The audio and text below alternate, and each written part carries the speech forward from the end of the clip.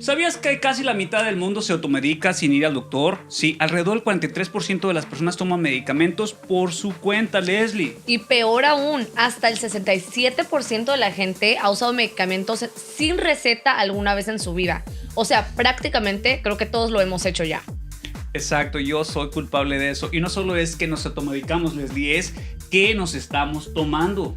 Exactamente, porque los más comunes, ya sabes, son los de siempre. El paracetamol, el ibuprofeno, los antibióticos, incluso los ansiolíticos y sin supervisión. Oh, eso es lo peor. O sea, desde el típico me duele hasta me tomo algo. Hay gente que ya tiene su propia farmacia en casa y yo tengo una farmacia en casa, Leslie. Y eso tiene muchísimas consecuencias reales porque el mal uso de antibióticos está generando resistencia bacteriana, algo que la OMS considera una de las mayores amenazas para la salud mundial, imagínate. Eso es muy grave y luego pasa lo inevitable, Leslie, que te duele algo, lo buscas en Google y en menos de 5 minutos ya estás convencido de que te vas a morir. Así es. Y ahí, imagínate, ahí es donde entra algo que cada vez vemos más. La hipocondria moderna. La gente que no necesariamente está enferma, ¿sabes? Pero vive con ese miedo constante. Yo lo sé, un doctor me dijo que yo era hipocondriaco, pero eso es otra historia. Porque hoy ya no solo es Google, también es TikTok. Exacto, los videos de medicina y estética en TikTok superan ya los 29,000 millones de vistas. Wow. Y están influyendo en decisiones reales. Tanto así que la medicina estética ha crecido más de un 40%, Leslie, en los últimos años, con millones de procedimientos cada año. Wow. Pero aquí viene la pregunta incómoda. ¿Realmente lo necesitamos o estamos solamente tratando de arreglar inseguridades? Mira, yo lo que sé y lo que es peor aún es cuántas de esas decisiones vienen de desinformación. Así es, porque entre lo que ves en las redes, lo que te recomienda el amigo, el vecino, alguien, ¿verdad? Y lo que tú crees que tienes. Ya no sabes si estás enfermo o si te estás inventando esa enfermedad. Por eso hoy tenemos a alguien aquí, Juanfer, que vive todo eso en carne propia en consulta. Sí, qué emoción, un doctor que viene desde Cuba con una historia fuerte que nos viene a contar aquí por dos y que hoy ejerce esa profesión en Dallas. Vamos a hablar sin filtro de lo que sí funciona y de lo que no y de todo lo que nadie te dice.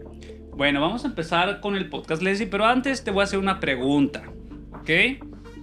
A ver, ¿qué pregunta? Mira, si te duele la cabeza, te metes a Google, piensa eso, y te sale que tienes 3 enfermedades graves. O te tomas un paracetamol o haces un testamento. Yo primero voy a llorar, luego googleo otra vez y ya después voy a ver si me muero. Perfecto, entonces con eso empezamos. Esto es Gordo. Aquí no hay actor, este podcast es sin control.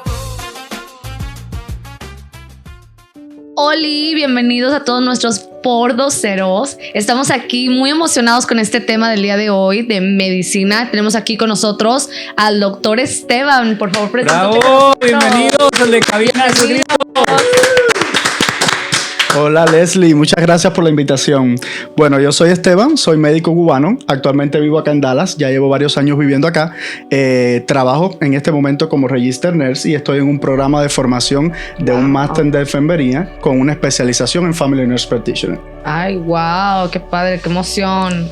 Oye, muchas felicidades. Gracias. ¿Estás estudiando ahorita en este momento? Sí, actualmente sigo en la superación y estamos haciendo el máster. Después de hacer la primera parte de la carrera, estamos continuando con los estudios para la superación. Ah, muy bien, fíjate. Pues qué interesante, yo ya lo conocía de hecho hace sí, ustedes ya se conocían. 2 años y medio, 3 años en una fiesta justo antes de lo que era celebración de Navidad. Sí. Le podemos decir que era una posada donde intercambiamos varios regalos y en ese intercambiamos una buena amistad. Y esta es la segunda vez que lo veo después de hace 2 años que nos conocimos. Sí. Ya él cuando lo conocí empezaba como practicante. Obviamente que yo lo conocí porque yo cuando le pregunté soy médico cubano, pero tú sabes que por ejemplo aquí es otro tipo de certificaciones que tienes que adquirir, entonces de donde yo lo conocí hasta el día de hoy, tú estás hablando de una maestría, o sea, este niño no vino a jugar, vino a invertir su tiempo aquí. Y sobre eso vamos a platicar porque yo creo que cuando hablamos de Cuba y especialmente ahorita, Leslie, en esos temas tan de política, tanto de economía como de estas rencillas entre países y Así es. tipos de gobierno, comunistas, no comunistas.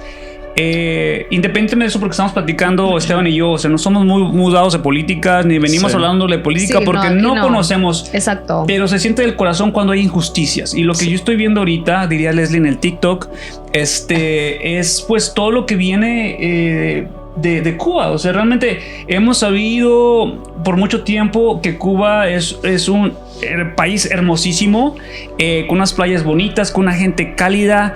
Es uno de mis sueños, Leslie, ir a Cuba. Ujú. Pero ahorita realmente pues está pasando una situación crítica económicamente, y no sé, yo creo que mi pregunta es para ti. Yo creo que toda la gente que viene a Estados Unidos viene por un objetivo. Creo que todos tenemos sueños, ¿verdad? Así Pero es. sacrificas mucho al venirte Sí. para acá. ¿Qué sacrificaste tú al decidir moverte de Cuba? Sí, actualmente Cuba nos duele. A todos los cubanos que estamos en el extranjero, Cuba nos duele sí. por la situación que estamos pasando allá, toda la familia y todas las personas de Cuba. Sobre todo, como decías, la situación económica y la parte política, que bueno, eso es otro tema. Cuando yo salí de Cuba, yo había estudiado medicina o estudié medicina en Cuba por 6 años. Luego comencé a hacer una especialización en urología. Hice aproximadamente 3 años y ahí decido en ese momento venir para los Estados Unidos. Fue algo bien difícil, la decisión, y sobre todo saber si esa era la decisión correcta o no era la decisión correcta. Toda mi familia está en Cuba, mis amigos, mis sueños de ser cirujano urológico en este caso y muchas otras cosas. Pero bueno, la situación que vivíamos en Cuba en ese momento te dice, o te quedas acá, sigues haciendo lo que te gusta, o sales al extranjero, también puedes seguir estudiando a pesar de que ya van pasando los años, y así puedes ayudar un poco a tu familia. Es una decisión difícil de tomar, dejas muchas cosas allá. Mis padres que ya son mayores, mis hermanos, mis abuelos, todo el mundo está en Cuba, y bueno, uno toma la decisión que no ha sido fácil. Actualmente, en los años que llevo acá, me sigo preguntando si ha sido la mejor decisión o no, pero yo creo que sí. Acá llegamos y, como habíamos hablado anteriormente, con un objetivo, no de venir solamente a trabajar y a la parte económica, sino también a superarte profesionalmente, Así porque al es. final esto que hacemos es una vocación y es Ajá. algo que uno nace con eso. Entonces Sí. nos gusta ayudar a las personas y bueno, acá en los Estados Unidos cuando llego, los inicios fueron bien difíciles, igual. Ujú. Nos toca trabajar en otras cosas que quizás no es la profesión que tenemos en nuestros países, pero bueno, gracias a Dios me fui encaminando y ahí comencé a estudiar en la universidad y ahora, bueno, todo lo que vamos a seguir hablando a medida que va pasando el día. A ver, yo te quiero preguntar, y qué bonito y qué inspiración y qué valiente el haber dejado todo atrás, porque es algo que Juan Pérez y yo hemos hablado mucho en otros episodios sobre el dejar atrás tu cultura, tu país, tu gente, ¿no? Pero qué valiente y te admiramos por eso. Gracias. ¿Qué ha sido el choque más fuerte al llegar a Dallas? Ya sea el choque cultural o a nivel profesional, ¿qué fue lo más fuerte para ti? Sí, cuando llegamos acá, el idioma, lo principal. Vale. En Cuba, ¿qué pasa? En Cuba estudiamos un poco de inglés, pero con el rigor que tiene la medicina, yo no tenía tiempo para estudiar inglés. Así es. Entonces había que superar la materia, pero no era algo a lo que yo le prestaba atención. Cuando llegamos acá, el choque del idioma es lo fundamental. Por dos. Sí, Sí. y que actualmente seguimos superando, porque para mí en lo personal es bien difícil, pero bueno, ahí estamos superándonos. Y lo otro, que cuando llegamos acá en el ámbito profesional, en Cuba vivimos muchas carencias, sobre Sí. todo los profesionales de la salud. Wow. Que, como sabemos y como estuvimos hablando antes, son profesionales o somos profesionales muy buenos por la educación que tenemos. En Ya. Cuba no hay muchos métodos diagnósticos, todo lo hacemos clínicamente. Ok. Tenemos que ocultar al paciente, tenemos que palpar al paciente, examinarlo, verlo y ahí llegar a un diagnóstico. Ok. Es decir, los laboratorios, las radiografías, todos los estudios de imágenes son un poco menos alcanzable. Ah. Entonces por eso se habla a nivel mundial que los médicos cubanos, porque hacen diagnósticos y tratamientos con la clínica del paciente, sin tener que usar tanto los recursos externos. Entonces Ajá. cuando yo llego acá, comencé a trabajar en una clínica de atención primaria, y en esa clínica, con todas las escasez que teníamos en Cuba, cuando yo llego, el simple hecho que estábamos conversando de un par de guantes, que ahí a veces yo tenía que hacer una guardia 24 horas, quizás con 1 o 2 pares de guantes en toda la guardia. Cuando yo llego acá y comienzo a trabajar en esa clínica de atención primaria, a veces yo me ponía un guante y decía, no lo voy a tirar. No lo voy a tirar. Lo voy a lavar ahorita. Sí, y muchas veces teníamos que lavarlo. Eso es duro decirlo, Wow. pero es la realidad que vivimos. Sí, así y es. entonces ya uno poco a poco se va a ir adaptando. Lo otro, muchos medicamentos. Muchos medicamentos que a pesar de nosotros estudiar, son medicamentos que nosotros en Cuba no tenemos. Porque son medicamentos de altos costos y que allá al país no entra. Entonces tuvimos que llegar y comenzar a estudiar de nuevo. Muchas actualizaciones de medicamentos, de laboratorios, de exámenes, porque aquí sí se practica y se usa todos estos tipos de estudios, de laboratorio. Entonces llegamos y es como un choque. Ok, estudié todos estos años, pero cuando llego aquí es como algo nuevo. La medicina es la misma en todo el mundo, pero acá es algo importante porque a lo que nosotros estábamos acostumbrados cambia un poco. Entonces, eso fue un golpe importante para uno que viene de haber estudiado una carrera tantos años, llegar acá y decir, ok, estudié, pero ahora tengo que actualizarme, porque nosotros estamos muy atrás. Estábamos muy atrás en cuanto a todo. A pesar de ser buenos doctores, pero desgraciadamente no estamos actualizados con todos los métodos en la parte médica. Yo tengo una pregunta para ti, porque creo que en mi caso, que bueno, soy médico obviamente, pero mi carrera... estudié en un lugar que se llama Cebetis 89, que es Saludos. Una de las prepas más prestigiosas en la ciudad de Durango. Es lo único más prestigioso, no se crean. Pero sí era una preparatoria donde tenías que estudiar y había maestros que eran como catedráticos. O sea, te hacían sudar, tenías que estudiar, tenías que prepararte. No era como que vas hoy en día y te mandan el WhatsApp, la tarea y tienes que presentar. O sea, eran maestros de los cuales aún me recuerdo su nombre, su apellido, algunas de las clases. Teníamos un maestro de matemáticas que estaba borracho todo el tiempo, pero era excelente en álgebra, excelente. A lo que voy, cuando yo vengo aquí a estudiar El Paso, una segunda carrera, me di cuenta que todo lo que había estudiado en preparatoria me ayudó porque todo se me hacía tan fácil aquí. Más fácil, las matemáticas, las materias. Digo, aquí están batallando, pero esto no es nada. Mi pregunta hacia ti, aunque tú dices que todavía te falta actualizar en muchas de las cosas, probablemente aquí en Estados Unidos hay mucho tecnología que ustedes no tenían, pero en la cuestión de lo que es la base médica, ¿cómo viste? ¿Te facilitó mucho toda tu experiencia? Me imagino, ¿verdad? Fue fundamental. Incluso a la hora de comenzar los estudios acá en los Estados Unidos, por tener toda la base que teníamos de medicina de Cuba, a la hora de nosotros estudiar una carrera acá o de estudiar esta carrera de enfermería, comenzarla a estudiar, una carrera que pueden ser 4 o 5 años, yo la hice en 1 año y medio. Aquí. Porque todos mis créditos de medicina de Cuba, o gran parte de ellos, me sirvieron acá. Y fue fundamental la base que teníamos de Cuba de medicina. Incluso para seguir escalando en los otros programas superiores que estamos estudiando, es fundamental. Perfecto. Yo tengo otra pregunta. Mencionaste tú que lo dudaste. ¿Qué fue lo que te hizo dudar? El venirte a Estados Unidos, otro país... Digo, sabiendo que ibas a tener mejores oportunidades, tú conociendo la carencia de tu país, ¿verdad? Que como lo mencionas, duele. Nos duele nuestros países y nos duele que uno quiere estar ahí, pero sabes que tienes que irte. ¿Por qué fue? ¿Qué es lo que te hizo dudar en ese momento? A mí lo que me hizo dudar y lo que a veces me planteo aún estando acá es mi familia. Sobre todo mis padres, mi padre, que ya es mayor. Y entonces eso como que te frena un poco. Cualquier cosa que pueda pasar allá y que a veces es difícil llegar allá a nuestro país después de haber venido para acá. Nosotros cuando somos médicos en Cuba nos regula, el Sistema Nacional de Salud nos regula, y en el caso de cuando estamos haciendo especialidades médicas, ya sea en los hospitales, a veces el país no te deja salir al extranjero, ni a vacaciones ni nada. Y cuando yo salí para acá, uno sale y a veces no sabe si puedes regresar y en qué momento puedes regresar. Entonces eso yo me lo planteaba día y noche.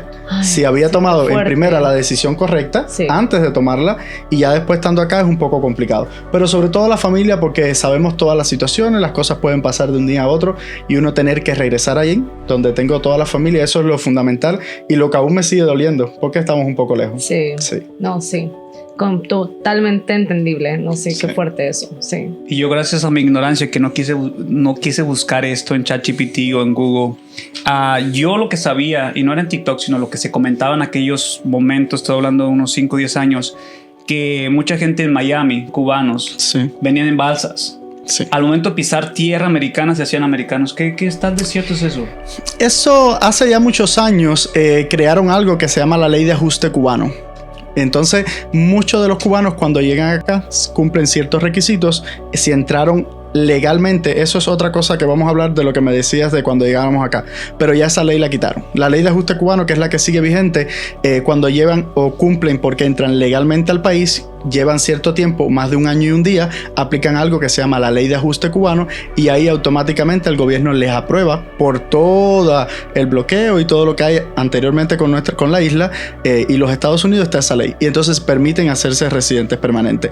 Y lo que me decías era algo que se llamaba la ley pie seco, pie mojado, si más no recuerdo, que era el cubano automáticamente cuando llegaba a la isla, automáticamente ellos les brindaban la posibilidad de legalizarse. Pero eso durante, creo que la dirección del país de Obama, si más no recuerdo, no sé mucho del tema, quitaron esa ley, que era automáticamente cuando pisabas tierra americana te brindaban la posibilidad a los cubanos de ajustarse a esa ley de pie seco, pie mojado y podían hacer residentes permanentes y luego todo el proceso de legalización en el país. Sí, porque gracias a eso la ciudad de Miami ahorita es como que ese Caribe, esa vibra tropical es porque está lleno de cubanos y ellos como que pusieron la energía en Miami, o sea, gracias a esa ley. Es como La Habana. La Habana con recursos es Miami. Ay, yo quiero ir. Sabes que nunca he ido a Miami. He ido a otras partes de Florida, pero nunca he ido a Miami. No. Y mi amiga cubana, ella siempre va. Sí, siempre va es muy lindo. Tiene familia ya, creo. Y uno se siente cuando está con su gente, se siente alegre, feliz. Sí, a pesar de todas las cosas. Y déjame preguntar otra cosa, porque desde que Leslie es adicta al TikTok, yo tuve que mentira. igualarme con ella. Sí. Tuve que igualarme con ella. Entonces, pues... Y precisamente vamos a hablar sobre la medicina, del TikTok, unos momentos, pero esto es relativo a lo que es en Cuba. O sea, muchas veces todo lo que vemos en TikTok, con Instagram, en Facebook, de gente posteando cómo viven, ¿no? Últimamente hay muchos influencers cubanos en los cuales muestran, por ejemplo, el día de hoy fuimos a que nos repartieran un pan y el pan está todo duro, es un pan para toda la familia, para todo el día, sin hablar de que hoy en día están escaseando de luz, de recursos, pero mi pregunta va hacia los TikToks, ¿son reales o están exagerando la situación en Cuba? 100% reales. Wow. Yo me comunico, gracias a Dios, a la medida de lo que puedo con mi familia todos los días y es 100% real. Desde que yo salí de Cuba hasta ahora ha sido un 90% el cambio para peor que ha tenido el país. Y todo eso que vemos en las redes sociales, sin exagerar, es lo que están viviendo los cubanos en este momento. A veces 23 horas sin corriente, 22 horas sin corriente, es difícil. Wow. Pero bueno, ahí sigue. Por ejemplo, una estadística que yo desconocía y es otra profesión. Los venezolanos que son maestros, estaba viendo que ganan al mes como un promedio de 25 a 30 dólares. Es lo que ganan. Le pregunté qué es lo que gana un médico también en Cuba y la cantidad que me dijo me sorprendió. Sí. ¿Cuál es la cantidad? Cuando yo estaba en Cuba, el salario que tenía en el mes, haciendo 6, 7 guardias en el mes, a veces cuando lo convertías a los dólares americanos no llegaba a $50. En el mes. Al mes. Al mes. En aquel entonces. Ahora quizás es mucho menos. Mucho menos. Mucho Pensé que iba a decir mucho más, pero no, obviamente es... Mucho menos porque el valor y el costo que tiene el dólar americano ahora en Cuba es mucho mayor de cuando yo estaba allá hace unos años. Sí. Entonces cuando lo conviertes lo que gana es menos. Y es ahí donde yo estoy, me considero bendecido, Leslie, que estamos aquí. Nos quejamos porque la situación política aquí en Estados Unidos sí está de risa. Sí. Está de risa. Pero aún así creo que mucha de la gente que vino aquí fue una razón y la situación es que nuestra vida mejora en todos los sentidos. Sí, sí. Que nos quejamos que la gasolina está cara, que hay muchas cosas que están aumentando de precio, pero estamos en la gloria comparado con otros países. Así es. Entonces creo que en base a eso muchas veces no es bueno compararse, pero también es un poquito informarse de otras situaciones en otras partes del mundo para saber que tu situación no es la peor, sino la mejor. Y para tener empatía, o sea, para tener como que saber, bueno, apreciar, como siempre lo hemos mencionado, apreciar otras culturas y todo y saber que, no sé, la gente no siempre hay una historia detrás, ¿no? O sea, conoces como personas como Esteban que decidiste hacer una profesión muy respetada en todo el mundo, yo creo, pero en un país con tanta carencia, ¿no? O sea, ¿cómo te voy a hacer esa pregunta. ¿Qué fue lo que te motivó o te llevó a estudiar una carrera que, como por ejemplo en Estados Unidos, es súper bien pagada, súper bien reconocida y hacerla en tu país? ¿Qué significó eso para ti? Sí, yo siempre desde pequeño tuve como esa vocación por ser médico. Okay. Cuando era pequeño le decía a mi mamá y a mi papá que quería ser operador. Porque no sabía, era cirujano. Ajá, sí. Y quería ser operador. Y siempre tuve como esa ilusión. Y ya fueron pasando los años y eso siguió en mí. Hasta que, bueno, pasé todo lo que es el preuniversitario, como se conoce en Cuba. Y luego entré a estudiar en la universidad. No tenía como otra vocación de algo más que yo quisiera estudiar. De hecho, cuando haces como llenas como los requisitos de las carreras que quieres estudiar, yo no tenía algo más para hacer. Y déjame te pregunto otra cosa. Sabiendo, o sea, me imagino que todos están conscientes, ¿verdad?, de la situación en Cuba. Sí. O sea, estando en Cuba, ¿verdad? Acá obviamente todo lo vemos y lo escuchamos y eso, pero los que están ahí, que están conscientes, ¿alguno de tus maestros, algún mentor o tus mismos familiares nunca te dijeron, no sé, algo sobre tu estudio, como de que, ok, vas a estudiar, pero mi hijo, pues vas a tener que vender, ¿qué comen ustedes? Yuca. Arroz con Entonces te va a tocar vender yuca en las esquinas porque no, o sea, ¿para qué estudias? Sí, no, eso nunca pasó porque en Cuba los médicos por lo general, independientemente de la vocación y todo que tenemos, son de las personas que quizás económicamente les iba un poquito mejor. Les iba un poquito mejor. Pero actualmente eso ya no es así. Muchos de mis compañeros, la mayoría por no decir, están en el extranjero, ya no están practicando en Cuba. Y los que están allá es cierto que están buscando otros trabajos para hacer porque en realidad con el déficit que hay en un hospital, a veces que no tengas cómo decirle a un paciente, no tengo cierto medicamento, no puedo usar esto. Entonces a veces han decidido apartarse de su vocación y trabajar en otras cosas, vendiendo arroz, por ahí, en otras cosas. Sí, sí. Y no practicar la medicina. Entonces, pero en aquel tiempo, cuando uno estudió medicina, ciertamente, aunque no han pasado muchos años. Sí, iba a decir, ¿de qué habla? Sí, era diferente. Y aunque tú supieras que económicamente no te iba a ir bien, era lo que tú sentías y la vocación que tenías por estudiar, por atender, por cuidar a las personas, independientemente que la situación no fuera la mejor. Entonces, sí. Pues interesante, me recordó un poquito a Durango. Acabo de ir a Durango, por eso traigo este tipo de memorias. Sí. En Durango, una de las carreras más populares era la Escuela de Derecho. Yo creo que del 100% de los egresados, porque en Durango egresan muchísimas personas, o sea que la posibilidad de estudiar una carrera no era tan difícil porque pues, económicamente algunas universidades son gratis y no tienes que pagar la mensualidad, ¿no? Okay. Pero del 100% de los que salían de Derecho, hubo una moda en aquel entonces en Durango donde salían primero los ecotaxis, que era esos... no era el Uber, era cuando empezó que tú puedes comprar un carro, lo comprabas a crédito y lo ponías a servicio. Entonces había muchas licencias los trámites eran muy fáciles para tener un taxi. Todo el mundo empezó a comprar taxis. Yo creo que un 50% a 60% de los taxistas eran de las personas que egresaron de Derecho, porque lamentablemente Durango, como es tan corrupto, y lo digo aquí, no me importa, es mucha corrupción, no avanza, no hay nada, pero hay mucho corazón, hay mucha gente que quiere avanzar. Entonces estoy hablando de Cuba, pero no me voy tan lejos. En Durango está exactamente lo mismo. No, es una corrupción total. No, por lo menos ahí en donde tú naciste, en San Miguel, en Guanajuato, creo que hay mucho flujo de personas. La economía está creciendo. Sí. En Durango es como un pantano.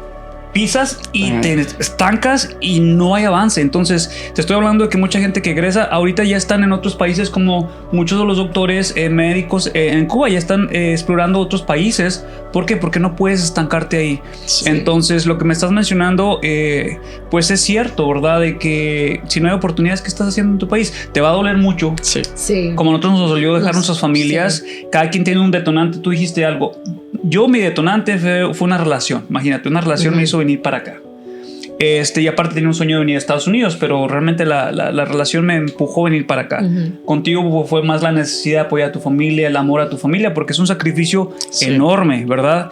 Entonces, pues bueno, eso es lo que nos gusta, que nos compartas tu historia. Claro. Creo que hay mucho más hilo que sacar de tu historia, pero creo que por tiempo podemos pasar aquí 3 horas y seguir platicando, pero a lo que venimos, lo que el aspecto que yo creo que es importante, que estamos mencionando al principio del podcast, es la necesidad de la gente por saber qué tiene cuando hay un malestar, ¿no? Okay.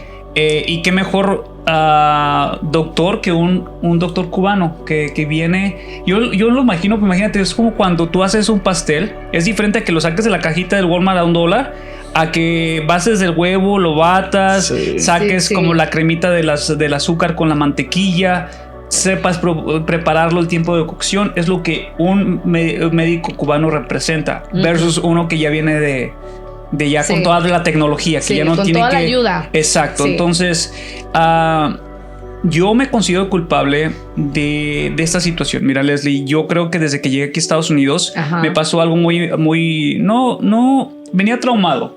Cuando yo llegué aquí, era recientemente después que mi mamá falleció de un tumor cerebral. La situación es que mi mamá iba al doctor, al Seguro Social, y le decía, no, pues no se preocupe, doctor, pero me duele el brazo, me duele la cabeza. Tómese un paracetamol, un diclofenaco, un naproxen, porque son muy famosos los naproxen allá, 600, los más, los más poderosos, y ya, tómese eso. Pero mi mamá seguía quejándose, es que me duele la cabeza.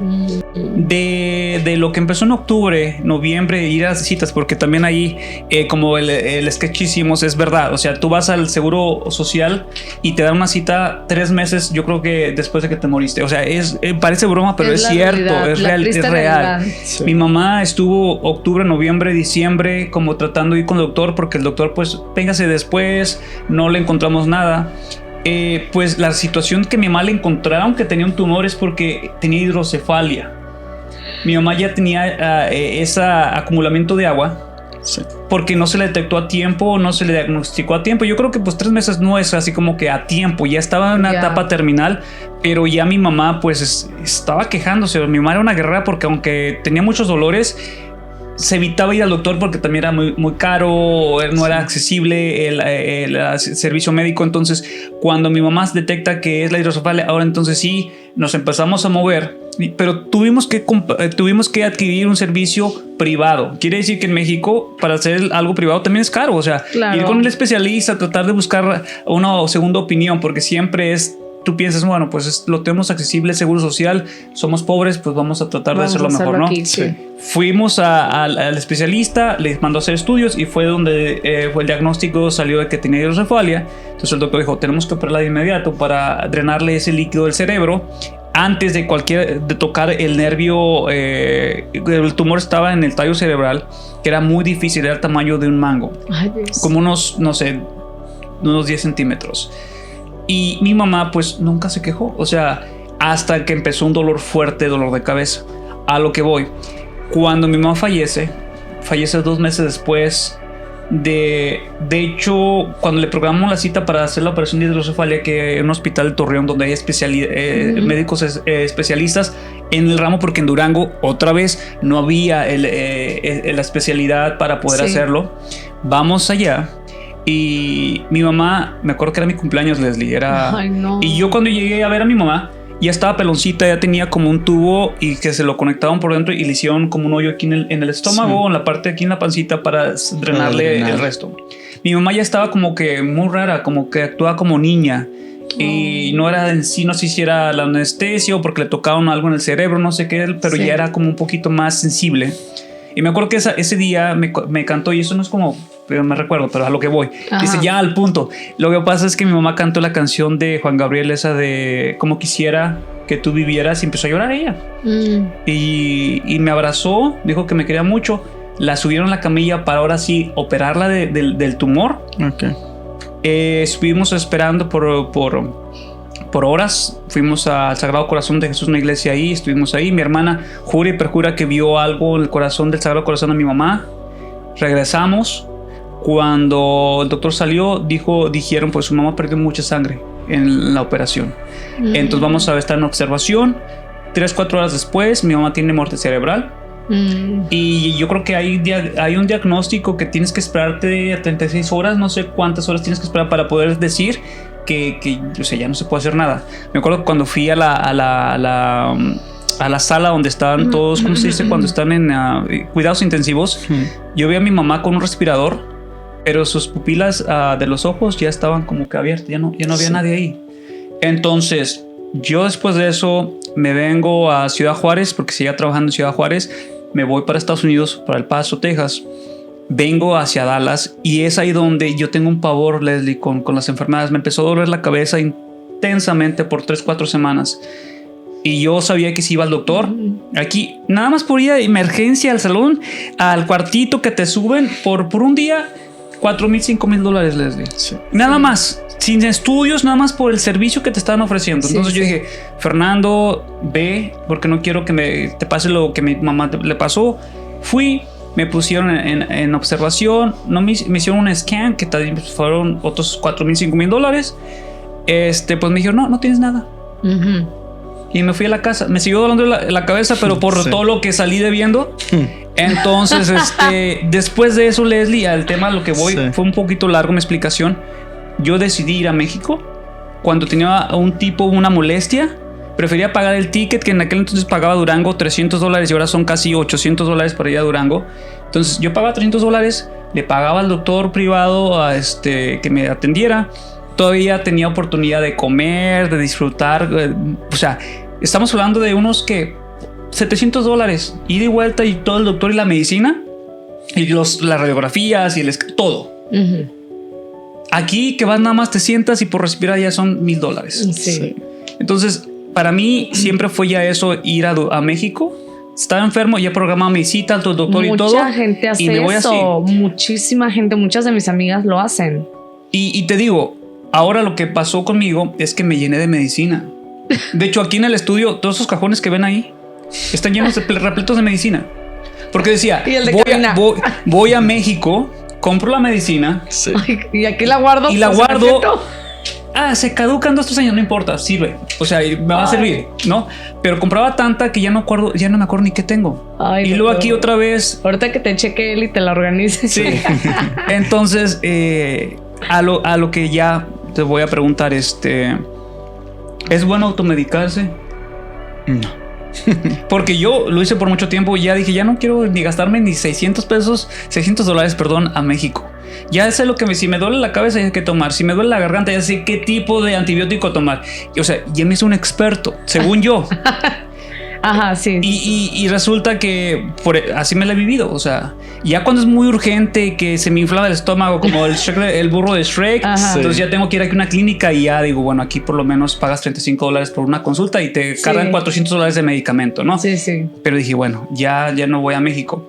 Y así mucha gente que me está viendo y que se ha identificado pasa aquí en Estados Unidos. Muchos latinos que prefieren ahorrarse el dinero de la consulta. Así es. Y automedicarse.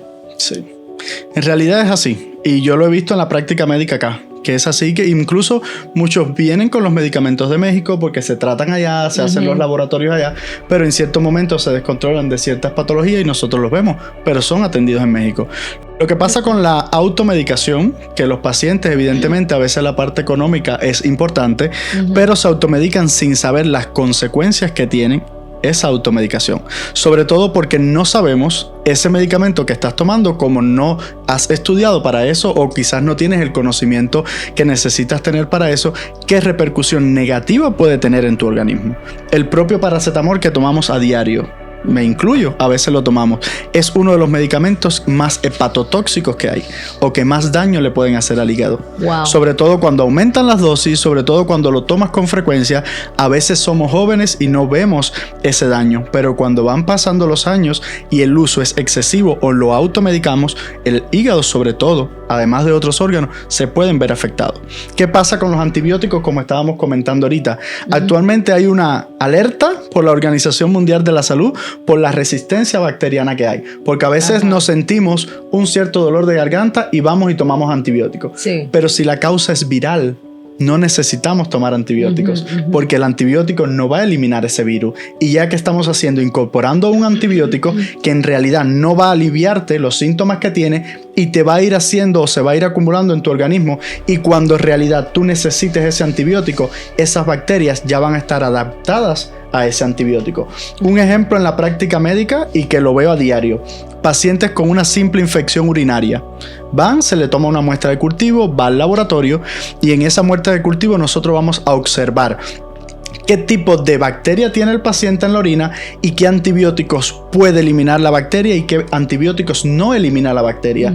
A diario hemos recibido resultados de cultivo donde tiene una cierta bacteria. Un ejemplo, Escherichia coli.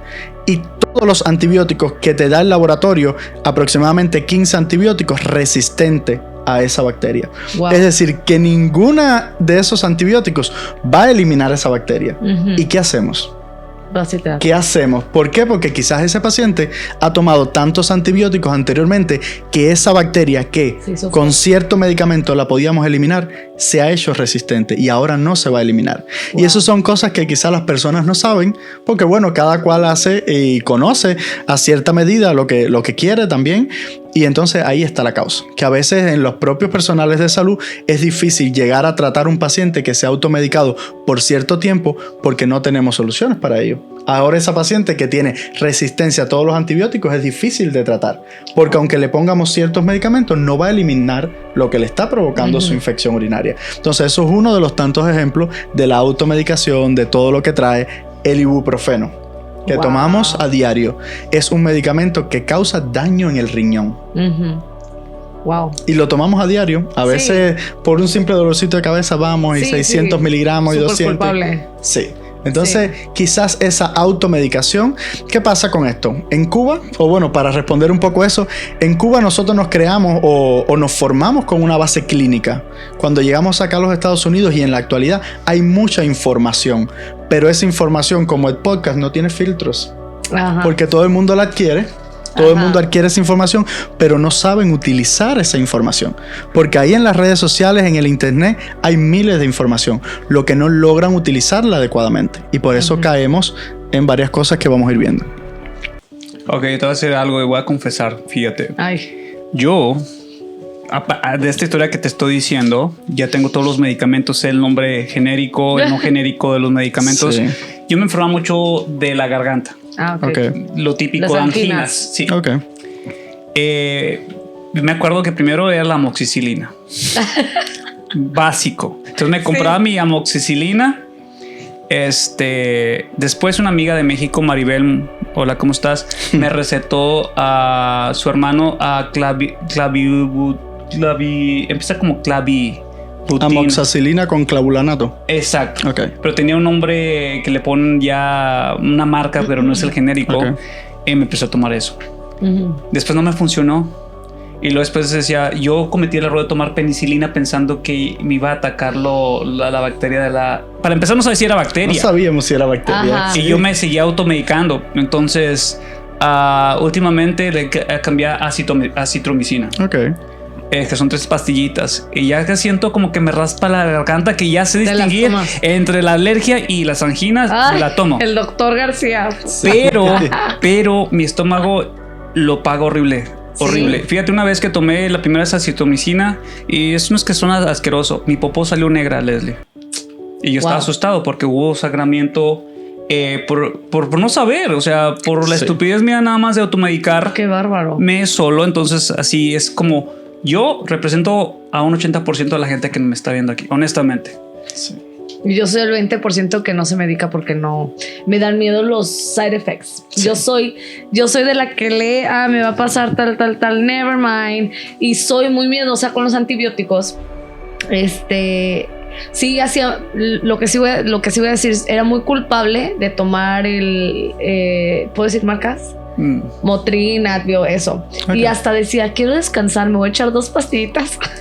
Eso sí, pero por ejemplo yo cuando me la recetaban yo era de que me recetaron una vez una que para matar una bacteria no sé qué y decía que me iban a dar náuseas, vómito, me iba a salir acné y yo, no gracias, no me las tomé. Y luego también otra yo tenía ataques de pánico muy frecuentes, horrible, al grado de que me desmayaba. Okay. Entonces me dijeron que tenía que tomar ansiolíticos. Ajá. Entonces me recetaron unos. ¿Todavía tienes, Leslie? Que me pases. No. No. De hecho, sí estaban en la farmacia, nunca los recogí. Porque la doctora cuando me dijo, mira, Le dije, ¿cuáles son cuáles son los efectos secundarios? Y ya me dijo, no, pues, y bien blunt, así me lo tiró, así como le valió. Ah, bueno, mira, puedes engordar, puedes tener pensamientos suicidas y quiero que me hables si, por ejemplo, le pasa algo a tu hijo o se muere alguien y tú no sientes nada. Y yo, ¿qué? O sea, dije, no me voy a tomar esto y decidí no tomármelos. O sea, fue como que siento que sí soy media miedosita con los antibióticos, pero porque la verdad que no he sido, de niña he sido un poco enfermiza y siempre me daban penicilina. Esa es la solución en México. No sé, ¿tú te acuerdas? No, pero las inyecciones, sí. Las inyecciones. Y yo me quedé traumatizada. Y ya que fui creciendo ya no era tan enfermiza, pero sí me tomaba mis 2 pastillitas para dormir. Ya lo demás, ya la verdad que no soy mucho de medicamentos. No me enfermo tan seguido, gracias a... Sí, todos los medicamentos, a veces si nos ponemos a leer las reacciones adversas que van a tener, no lo vamos a tomar. Sí. Porque evidentemente ellos hacen un estudio clínico de ese medicamento antes de llevarlo al mercado. Ajá. Y ahí van describiendo todos los side efectos que puedan tener. Y todos los pacientes no son iguales. Como mencionabas ahorita, quizás lo que a cierta persona le servía para el dolor de garganta, a ti no te va a servir. Porque todos los organismos no son iguales, porque todas las personas no tienen lo mismo. Y a veces estamos mal acostumbrados que a Periquito Pérez le sirvió tal medicamento para cierta enfermedad, yo lo voy a tomar.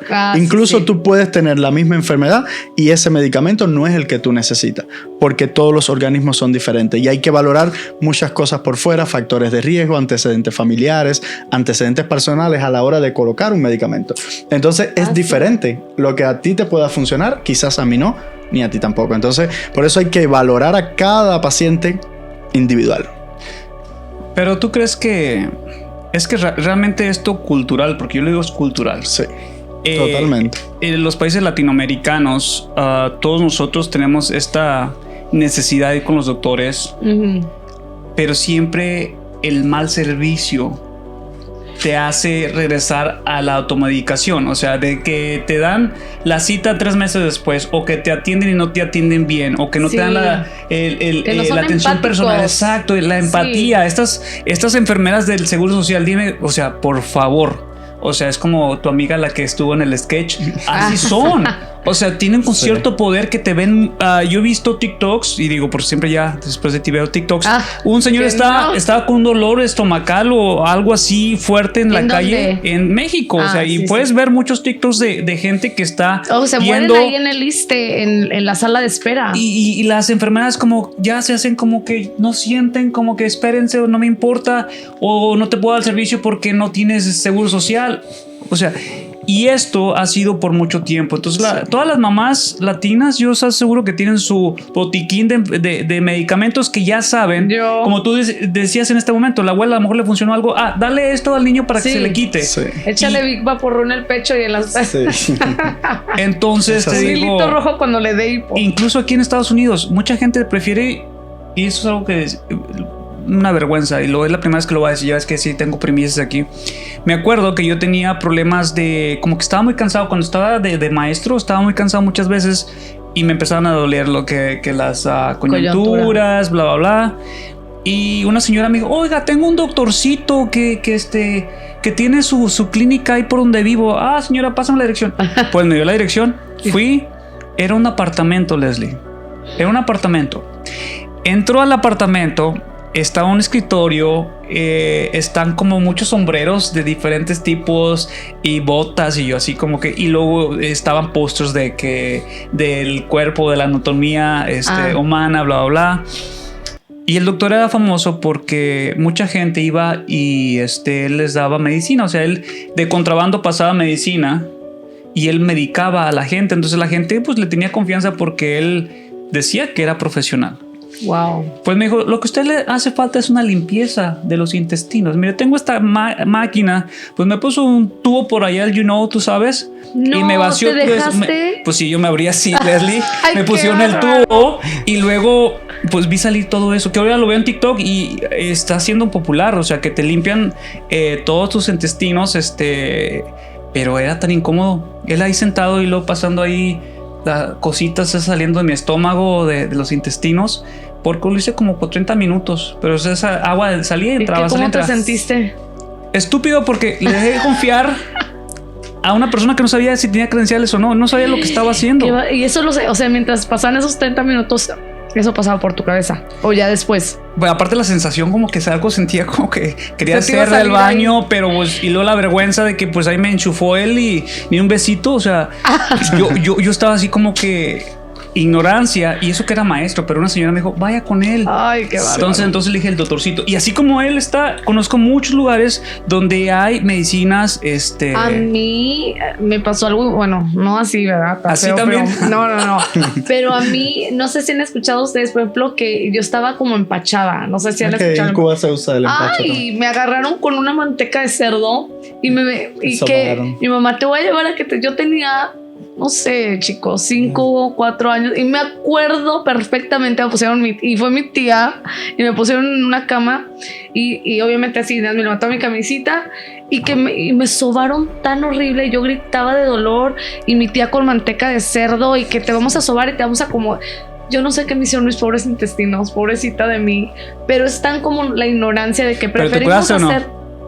¿Te acuerdas? Ni me acuerdo. Ya no me acuerdo del dolor y de la manteca de cerdo y la sensación, pero no sé si me curé, no sé. Probablemente. A mí me ponían huevo y luego ya lo batían así, y luego al último me ponían plátano y luego me ponían una venda. Después de haberme sobado, me ponían a mitad de sol, mitad sombra, y luego me pasaban en 4 y, o sea, te pasaban en un 4. Ritual.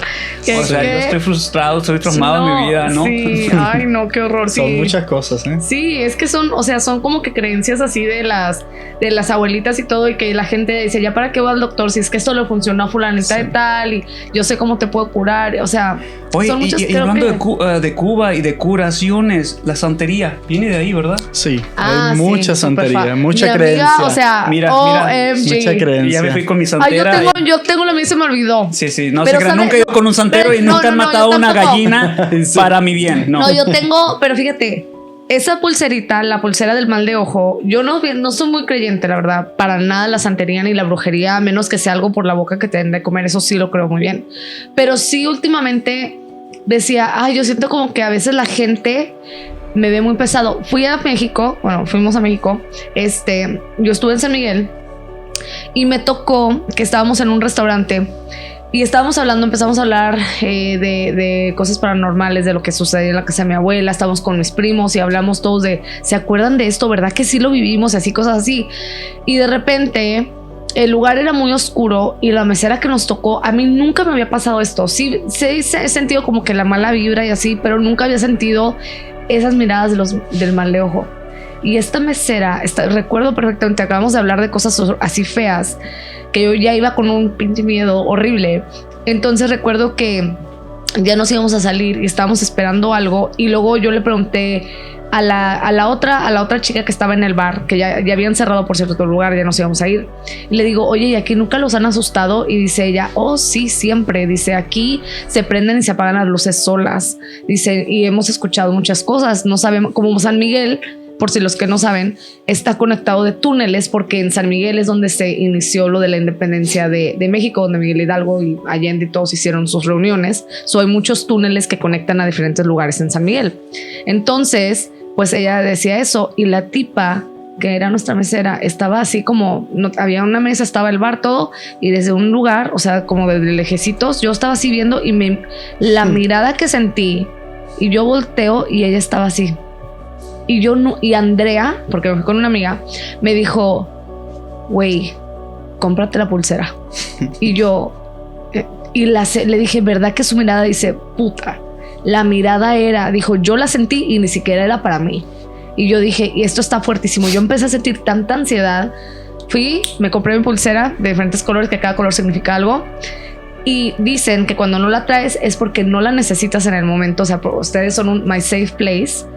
Y que cuando la pierdes es porque terminó su función, tienes que comprar otra nueva. Pero ahí la tengo, no la perdí, pero no me la traje porque este es un lugar seguro. Y siempre desde que me la compré, siempre la traigo. Pues yo sí la traigo. Que yo no soy tu lugar seguro. No, que me la acabo de poner. No soy pero tu lugar precisamente seguro. Por ese tema, o sea, por ejemplo, siendo que en Cuba están los mejores médicos, porque pues se hacen médicos de hueso colorado, ¿cierto? Pero también está la otra parte, lo espiritual, la creencia de que la santería, que qué tan dividido está ya? O sea, ¿se van más con el doctor o se van más con los santeros? Se van más con el doctor. Okay. Lo que siempre hay una parte de la sociedad que cree en eso. Entonces, para nosotros un poco más de ciencia es un poco difícil. Yo en lo particular no conozco incluso mucho del tema, pero en Cuba sí se vive mucho. Sobre todo la parte de la santería y sobre todo por todo el surgimiento de todas estas cosas, la Virgen de la Caridad que tiene esas cosas. No conozco mucho del tema, pero sí se practica mucho también. Pero en realidad van más con el doctor. Pero sí hay muchas personas que se dedican a eso. Igual que está la parte de la iglesia y todo, está la parte de la santería. Y sí, sobre todo para las regiones occidente, La Habana y sus alrededores, son muy creyentes de esto. Yo vivo un poco más en el centro del país, que también se practica, pero quizás no con la misma intensidad que para la zona occidental. Y sobre todo para la capital, que es donde más se vive. No sé cómo quizás comentarte un poco sobre el tema, porque no conozco mucho. Pero sí, evidentemente Cuba es de la pero ahí es como que los pioneros, ¿no? La santería cubanos. Sí, de todo ahí. Porque en México y lo que es en Miami y Los Ángeles, lo que yo conozco es que mucha gente, especialmente los políticos o los artistas, ellos dicen, no, pues mi santero cubano mató la cabra, la gallina. Entonces, es más practicado en esta parte, en Estados Unidos y en México, porque los creyentes son, o sea, vienen los cubanos. Sí. Y la gente cree en eso. O sea, por ejemplo, ya no con el médico, quiero tener éxito, tengo una mejor salud, vaya con el santero. O tiene mal de ojo, vaya con el santero. Entonces te digo, él está en un auge grande. Entonces yo creo que la medicina pues se divide también, porque en los tiempos de los aztecas también era mucho los dioses, las oraciones espirituales, pero también la medicina era como que algo que se mezclaba, ¿no? Y hoy en día, pues obviamente yo prefiero con doctor. Sí, claro. Que claro, que yo creo en el mal de ojo, pero creo que también pues todas las enfermedades básicas vienen del estrés, del mal cuidado del cuerpo, de la mala información, de la automedicación. Entonces, pues bueno, pues este tema es muy, muy importante, ¿verdad? Que estamos hablando. Ahora vamos a hacer un cambio de tema. Ya hablamos de la automedicación. Ahora vamos a hablar de la gente que realmente cree que tiene una enfermedad. Se llaman los hipocondríacos. Sí, me dijo un doctor, en verdad. Me dijeron que tú lo tenías. Sí. O sea, yo voy a Tulum. Mi primera vez en Tulum, ¿verdad? Voy. A ver. Y yo siempre padezco de problemas en las coyunturas. Me empecé a tomar cúrcuma para ayudar un poquito a la desinflamación. Y él solito se lo... Pero eso no es medicamento, es algo que tú lo puedes tener en tés y demás. Entonces ya me fui un poquito más natural. Y es lo que me funcionó, porque el medicamento nomás bloquea el dolor, pero muchas veces no está actuando a desinflamar, a eliminar la causa. Entonces la cúrcuma pues es algo natural, pues, o sea, y yo creo que eso me ayudó bastante, pero en aquel entonces todavía sentía el dolor, que hasta los doctores me inyectaban desamectasona para desinflamarme, pero al igual, los efectos secundarios es horrible. O sea, mucha gente se le hace la cara de luna por el abuso de eso, o tiene otros efectos. Esteroides, exacto. Entonces voy con el doctor y le digo, doctor, siento que me duelen las piernas. Y lo me dice, ¿cuándo? Cuando me siento. No es un chiste, no, nada que ver. Pero pues sí fui con el doctor y me siento y le digo, doctor, me duelen las rodillas. No le duelen las rodillas. Usted lo que es un hipocondriaco. Así directamente. Y yo dije, pues ni siquiera me está tocando ni nada. Y obviamente estoy de vacaciones y me duelen. No voy a venir a un doctor similares, porque también me quedaba de muy barato, sí. 20 pesos la consulta, pero de todos modos me fue en feria porque el doctor no me quiso dar ni un medicamento. Usted es hipocondriaco, se está diciendo la enfermedad. Y le dije, pues usted no es un psicólogo ni un psiquiatra para detectarme si tengo mal o no tengo mal. O sea, si yo vengo aquí es por una necesidad que le digo que me están doliendo las rodillas, pero si está muy bien, me voy a quejar porque usted no tiene el profesionalismo de un doctor de escucharme y darme la oportunidad de decir qué es lo que tengo, y ya usted puede decir a lo mejor qué es lo que necesito, qué es lo que no necesito, pero usted no me puede decir a mí que mentalmente yo estoy inventando esa enfermedad. Claro. Y a lo que voy, que sí hay gente que se inventa esas enfermedades. Sí. ¿Has conocido bastantes? Sí. Evidentemente, a medida que va pasando el tiempo, que la parte del internet va aumentando con ello este tipo de patologías o de afecciones que ya son considerados patologías. ¿Qué pasa con esto? Hay una cierta diferencia entre estas personas que son hipocondríacas y las personas que son precavidas. Okay. ¿Qué pasa con esto? Un paciente que es precavido siente un dolor que clínicamente vas a una consulta y lo pueden determinar, y es un paciente precavido que está evitando llegar a desarrollar ciertas enfermedades. Y los pacientes hipocondríacos, que actualmente la Asociación Americana de Psiquiatría sobre todo ha determinado que estas patologías son considerados trastornos de ansiedad por enfermedad. Es el nombre que se conoce actualmente. Ya la parte de hipocondríaco lo dejamos un poco al argot popular, pero ya está determinado un trastorno de ansiedad por enfermedad. Y es importante. Sí. Donde han determinado que estos pacientes tienen ciertos síntomas que ellos refieren que los exageran, pero en realidad clínicamente, orgánicamente no tienen una patología que puedan desarrollar esos síntomas. Y no es que el paciente no lo tenga. ¿Qué pasa con la ansiedad? Es un estado donde el paciente que está sufriendo esa ansiedad porque dice que esos síntomas él lo está sintiendo, no está mintiendo.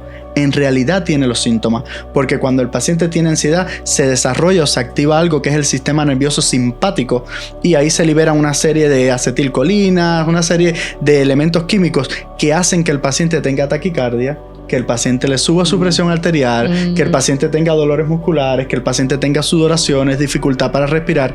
Lo que pasa es que son síntomas emocionales. Orgánicamente, el paciente no tiene una patología que nosotros estamos relacionando con que le pueda subir su presión, pero el síntoma él lo siente porque esa ansiedad desarrolla o activa ese sistema y el paciente tiene el síntoma, pero es un síntoma emocional. Entonces son pacientes que son hipocondríacos porque en el argot popular, la vecina tiene dolor de cabeza, ellos llegan a la casa y tienen dolor de cabeza.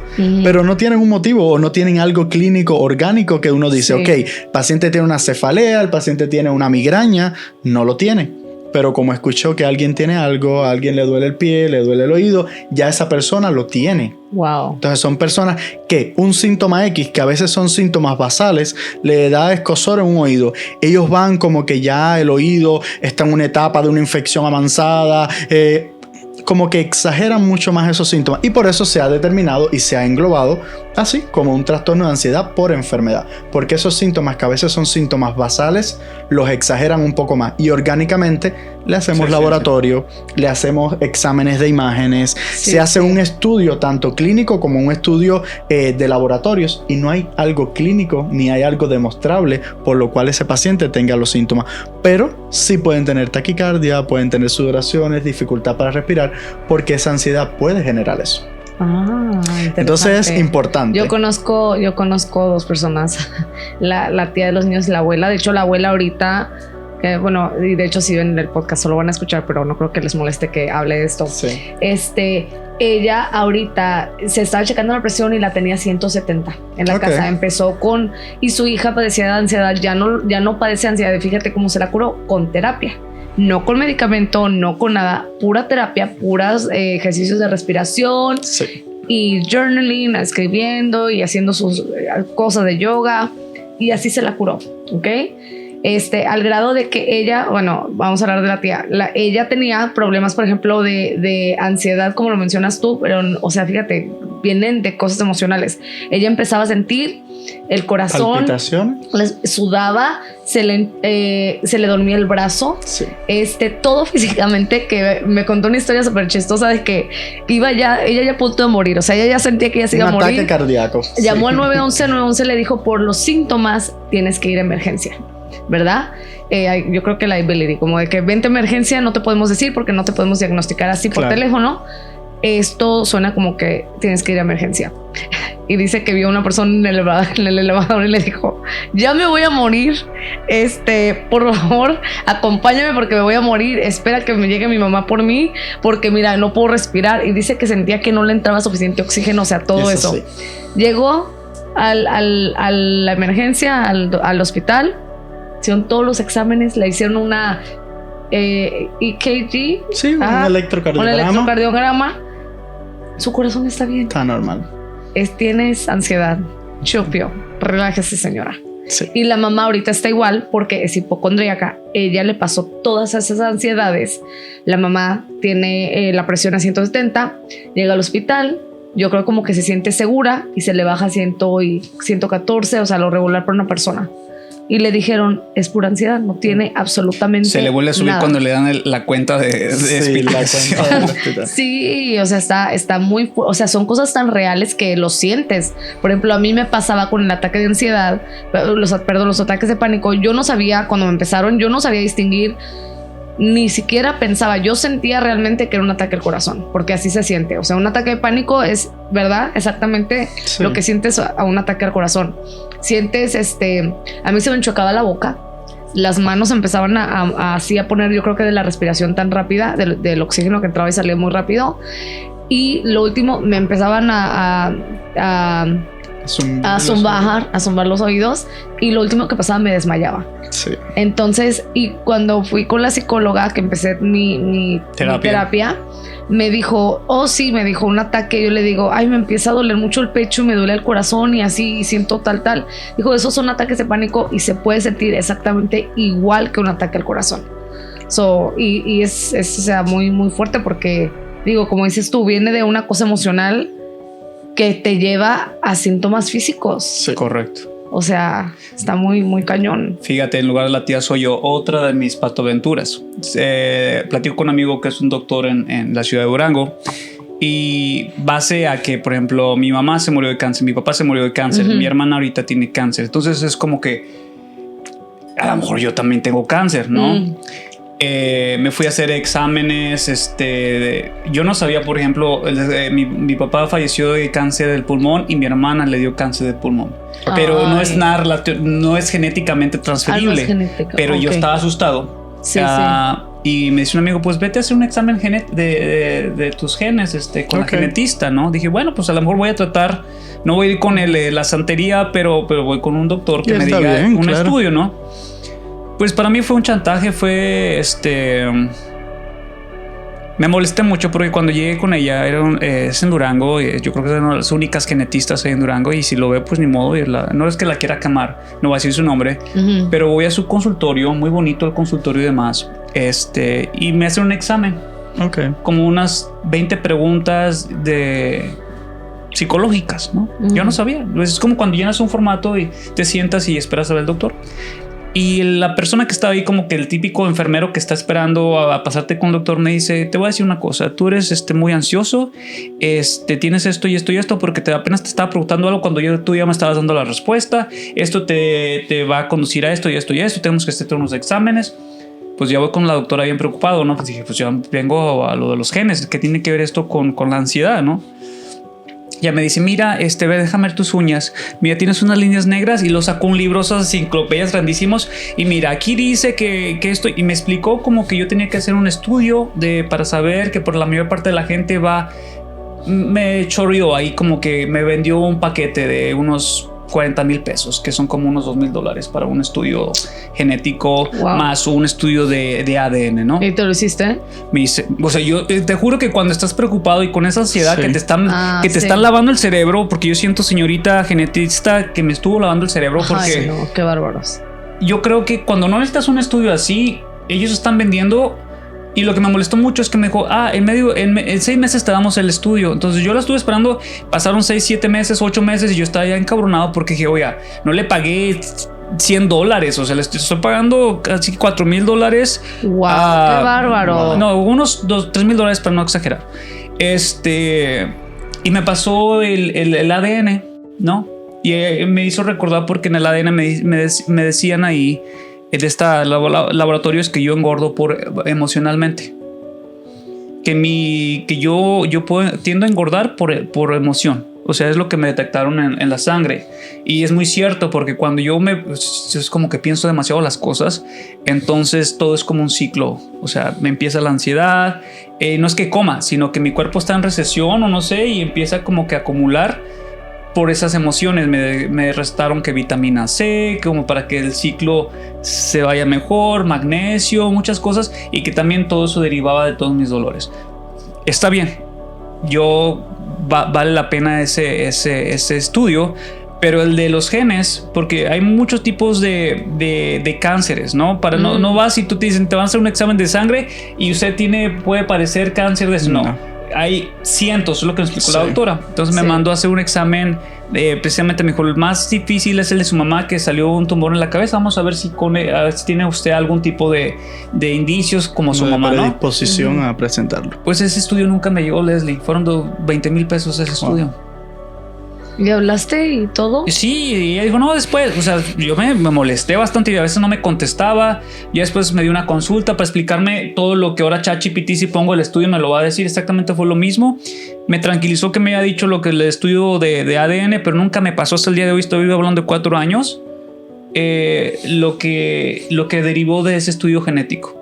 Ni se ha preocupado por textearme ni nada. ¿Y no fuiste así como que después oye? Me culpé yo porque dije, Fernando, eres un pendejo, la verdad. O sea, confías en un doctor y como no estoy acostumbrado a quemar a la gente, ahorita nada más porque yo podría decir su nombre. Que lo diga, que lo diga. No tiene caso. Sí. Yo creo que como son de las pocas genetistas que hay en Durango, entonces vas a ver quién o alguien la va a tajear. Pero no es justo que abusen de eso de la gente. Es que, ¿qué pasa con eso también? El organismo humano reacciona mucho más rápido al miedo que al razonamiento. Y en ese momento, como sentiste miedo de lo que podía pasar, por eso decidiste hacer todo antes de razonar que quizás lo que estaba ocurriendo. Porque es cierto también que la medicina, independientemente de todo, es un negocio donde ellos buscan adquirir cierta cantidad de presupuesto, de economía. Desgraciadamente se ve así. Y sobre todo en ciertos países. Entonces, nosotros reaccionamos más igual que a la información que está en las redes sociales.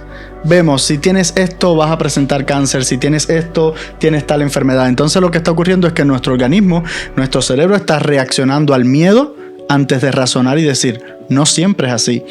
¿Puedes tener un dolor que puede ser cáncer? Sí, pero hay ciertas características, hay ciertas predisposiciones, hay ciertos antecedentes que a pesar de que no ciertamente en tu familia exista el cáncer, tú lo vas a tener. Pero sí, genéticamente puede haber una predisposición a desarrollarlo. Quizás tus genes no te dicen vas a tener cáncer en un % como confirmado, pero los malos hábitos y quizás la sociedad, el ambiente, cómo tú te desarrollas en la sociedad, eso puede llegar a que si tú tienes una predisposición porque tus familiares tienen antecedentes y casi el 90% de los cánceres, para no generalizar, puede tener una predisposición genética a desarrollarlo. Entonces nosotros tenemos que tratar de cuidarnos para no hacer algo que no debemos y llevar a desarrollar eso que genéticamente podemos venir predispuestos. Porque sobre todo en las recientes investigaciones se ha demostrado que sí, tenemos predisposición y sobre todo cuando hay antecedentes familiares. Sobre todo en cáncer de mama, en cáncer de pulmón, cáncer de próstata, puede estar relacionado. Y no significa que si un familiar tiene ese cáncer, usted lo va a tener. Pero sí puede haber una predisposición a desarrollarlo. Entonces tenemos que tratar de cuidarnos para no fumar, tomar bebidas alcohólicas, drogas y ciertos factores de riesgo que quizás dicen, ok, yo tengo esa predisposición, pero si hago esto y esto, voy a desarrollar mucho más rápido ciertas patologías, incluyendo el cáncer como otras patologías crónicas no transmisibles, que la genética no te lo determina 100%, pero sí puede predisponer a que lo puedas desarrollar. Wow. Entonces hay que cuidarse. Pero como tú dices, es negocio. Sí. Te voy a decir una cosa y otra es para tu aventura, porque yo soy, aparte de todo, pues también fui con un quiropráctico. Ay, o sea, yo tenía que... pero ya es hipocondríaco. De ir con Salvador. Sí, no, pero es que sí, créeme que sí padecía mucho de dolor. Ahorita ya, tal vez puede ser por la ansiedad, por todo el trauma que viví. Ahorita ya lo tomo las cosas más tranquilos y tienes razón. Emocionalmente yo me estaba generando en mi cuerpo algo que no podía describir. Pero bueno, fui con un quiropráctico porque al igual dije, no quiero verme como que el que me automedico, que voy con la sobadera, que iba con una sobadora. que una vez se subió arriba de mi espalda brincando. Es que lo vi en YouTube, me dice, así lo vi en YouTube y se empezó a subir arriba y por eso te duele la columna. Y luego el salto del tigre. El salto del tigre es que al principio empezó a darme masajes, pero me hacía las articulaciones y me dolía y me sentía mejor. Obviamente algunas cosas sí le funcionaban, pero ella lo aprendió con su abuela y empezó a practicar. Pero eso de brincar como el salto del tigre fue donde ahí me fregó y ya no volví con ella. Entonces dije, no, ya no tengo por qué estar adivinando. Fui con un quiropráctico. El quiropráctico me hizo una radiografía, me hizo todo y me asustó. Me dijo, mire, usted tiene esto y esto y esto, pero tenemos 3 planes. El plan platino, que incluye con 3 visitas a nuestro sistema, tenemos estas máquinas, esta terapia, y el plan diamante. Pero también el ejecutivo le conviene porque esto viene... Pues pagué como unos $6,000, Leslie. Ay, no. Wow.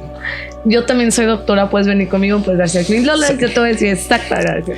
Y eso es importante, porque ya hemos hablado de varios temas, de uno verificar y tratarse con los profesionales que ciertamente están certificados para hacer ciertos métodos. Eso que habíamos hablado anteriormente de esa persona que estaba en su casa, en su apartamento, legalmente eso no está bien.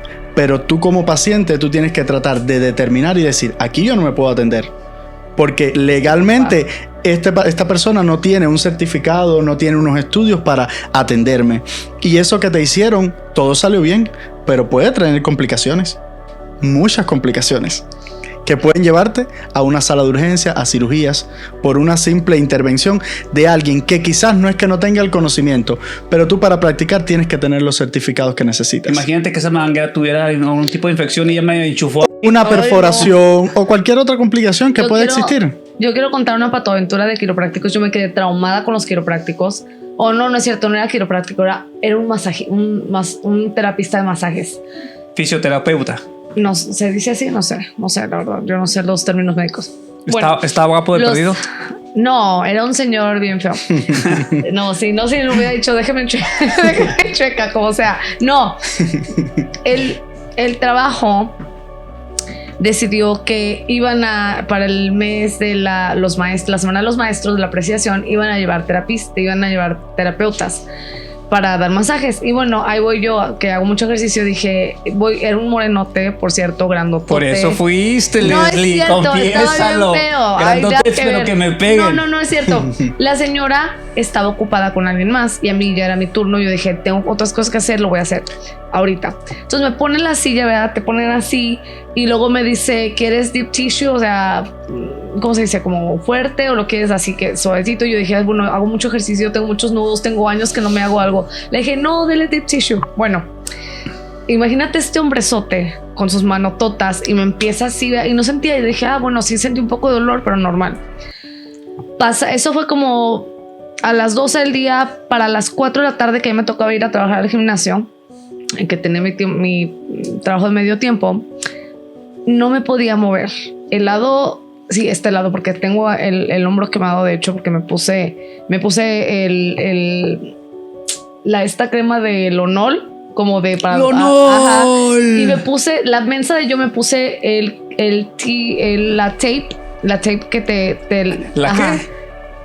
Esta bandita de la cinta, ¿o qué? La cinta, para el dolor. Me la arranco, me queda como así con dolor y me pongo la cremita de alcohol y me quemó la piel. Tenía, una quemadura horrible. Bueno, total, eso pasó después. Pero llego al gimnasio y estoy así y me doy cuenta que no puedo mover esta parte de mi cuerpo. O sea, no podía moverme, no me podía mover yo.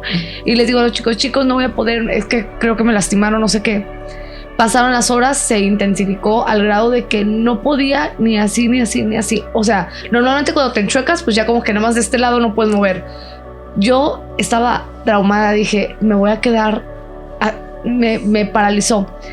Uno de los miembros del gimnasio, que el gimnasio, el estudio fitness era como de gente riquilla, y uno de ellos era un médico quiropráctico. Y le digo, me pasó esto, no me puedo mover. Pues me puso así en una banca literalmente y me dijo, mira, voy a hacer algo que se supone que no debo hacer, pero te quiero ayudar, quiero ver si te puedo acomodar y si no te hago una consulta y vas al hospital y yo te puedo ayudar con lo que sea. $600. No, me lo hizo gratis en el gimnasio. Bueno, después de la consulta. No. Me acomodó y me dijo, Leslie, si te hubiera movido un poquito más, no sé qué, no sé qué fregados acá, sí, te hubieras quedado paralítica. La C566. Me dijo, estuviste así, te salvaste de no quedar mal.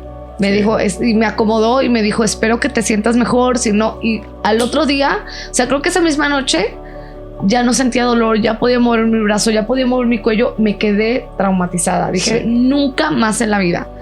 Sí he ido con quiroprácticos, sí voy con los quiroprácticos, ellos sí me han acomodado y todo, pero sí voy con alguien que esté certificado. Claro. Doctores profesionales, y gracias a Dios eso lo pagaba el seguro de Amazon, de la persona con la que estaba. Entonces sí era safe. Pero nunca más volvieron a ir ellos. Dije, ay, yo no vuelvo a ir, no me vale, o sea, jamás, nunca. Ni las chinitas, ya ves que hay muchos negocios así clandestinos. $5. No vayan, chicos, o $10. sea, de verdad uno piensa, te vas a ir a relajar. O sea, yo sí me hacen las uñas y me hacen que masajito, sí, ándale, hágale. Claro. Pero yo así que me empiecen a tocar acá, no, yo no permito, nadie, o sea, no permito, lo siento mucho. Sí, es más algo de belleza que no algo médico, de tratamientos específicos. Exacto. Es diferente. Por eso es importante buscar a alguien que esté calificado para hacer X procedimiento, lo que vayas a hacer. Ay, tú te has hecho de todo, No, de hecho, cuando fui a México, espérame, por dos. No, fíjate, no, esta vez que fui a México, el de cabina no me deja mentir. Me despierto un día para otro. Ahorita no me estoy dando cuenta, pero mi trabajo, como faltan 2, 3 personas, estoy haciendo el trabajo de 2, 3 personas, ¿verdad? Mentalmente digo, no me están retribuyendo lo mismo porque no me están dando un stipend, una motivación o algo. Y económica. Inconscientemente estoy muy presionado porque todo el día estoy trabajando, o sea, sin parar. Y yo digo, qué padre, porque estoy ocupado todo el día. Hace 2 semanas, antes de ir a México, me acosté. Normalmente tengo unas almohadas muy suavecitas porque padezco un dolor de la cintura que me lastimó una vez cuando estaba haciendo ejercicio, peso muerto, y ahí me quedé 2 semanas sin caminar. Pero si fue otro, si yo soy como un Robocop, ya recuerdas que lo hicieron como robot porque ya estaba jodido de todas partes. Pues yo ya casi estoy cerquita de hacer el de Telsa, el robot de Telsa, imagínate. Bueno, el hecho es de que me empezó a doler como un nervio aquí hacia estos 3 dedos, el pulgar, el índice y el del medio, ¿no? Y dije, pues a lo mejor fue el dolor de como cuando te duele el cuello. Dije, está bien. Al día siguiente me empezó más, se intensificó y resulta que yo me iba a México, pero ya no lo podía mover, Leslie.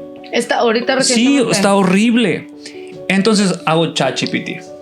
Sí. No, pero sí está padre. Ahorita hay que hacer está padre. Sí, ahorita vamos. Está padre porque le dije exactamente lo que me estaba doliendo y me dijo, en la cervical tú tienes entre la C5, la 6, C5, C6, estás exactamente describiendo lo que es como una mini hernia o la hernia o protuberancia o lo que sea, que se produce por el estrés. Obviamente no me dijo, no puedo recomendarte nada, tienes que ir a un profesional, pero es lo que tú me estás diciendo es parecido. Entonces ya me tranquilizó un poquito, decir, bueno, hace sentido porque el estrés y todo. Entonces ya fui con un profesional en Monterrey y fue con un profesional en Durango. Entonces ahorita que estabas mencionando sobre el brazo, todavía aquí siento dormido y estoy tomando ketorolaco 2 veces al día.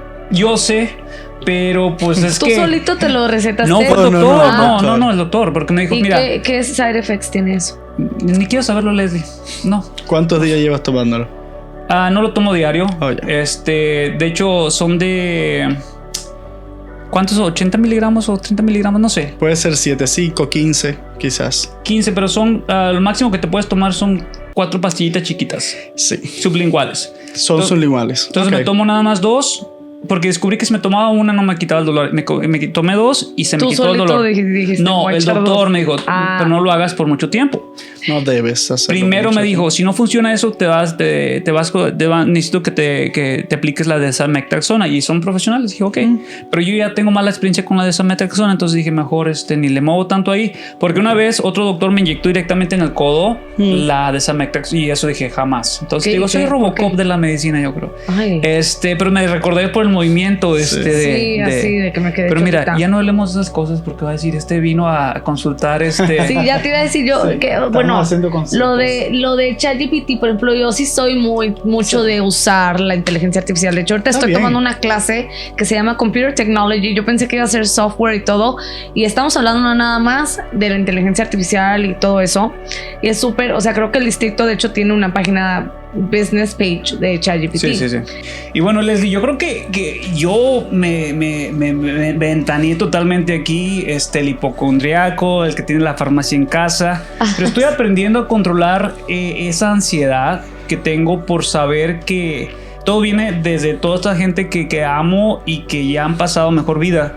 Entonces como que yo tengo esa idea de tengo que hacer algo para prevenir algo que ellos no pudieron prevenir por el hecho de ignorar síntomas. Entonces yo probablemente muchas de las cosas son emocionales y de lo cual me han hecho caer en charlatanería o tratar todo tipo de cosas para lograr, yo creo que el que me sienta mejor.